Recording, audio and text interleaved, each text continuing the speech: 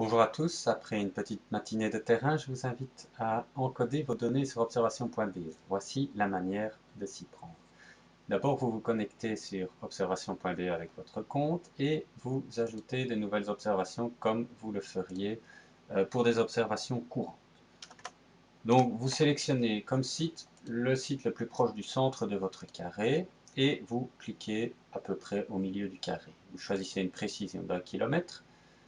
Et alors, vous commencez à encoder vos espèces de la même manière que vous encodez vos données courantes, en mettant les comportements et en mettant le plus de commentaires possible éventuellement.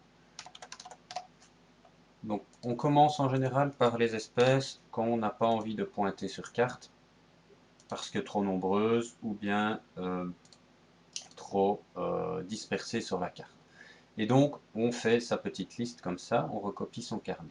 Si vous avez des espèces plus prestigieuses, entre guillemets, à pointer sur carte, vous pouvez le faire également après, et vous notez l'espèce, le comportement, et vous pouvez éventuellement masquer et noter des commentaires. Voilà. Une fois que votre liste pour le carré et ce jour-là est encodée, eh bien, vous allez dans mon observation.be, mes observations. Vous sélectionnez une des observations que vous venez d'encoder et vous cliquez sur l'icône ici, créer une liste d'observations. Vous allez avoir le site auquel se rattachent vos observations. Vous allez sélectionner tout en bas le carré IGN. En cliquant dessus, vous allez arriver sur la liste d'observations.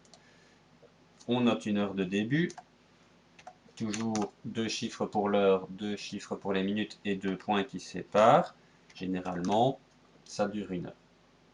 Vous checkez ce que vous avez déjà encodé. Vous pouvez toujours rajouter une espèce ou deux que vous aviez oublié. Vous pouvez ensuite enregistrer la liste tout en dessous et vous avez la confirmation que c'est enregistré ici.